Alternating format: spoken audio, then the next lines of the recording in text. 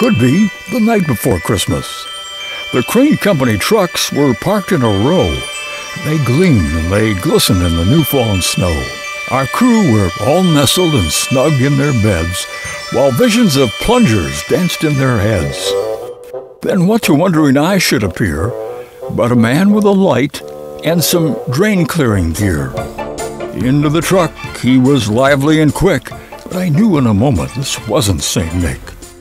More rapid than eagles he drove through the night, a Crane Company response to a homeowner's plight.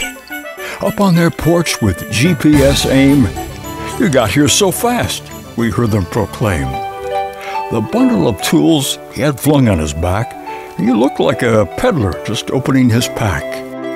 They signaled a drain, and giving a nod, he plunged and he probed, and when it came clear, they gathered around and gave him a cheer.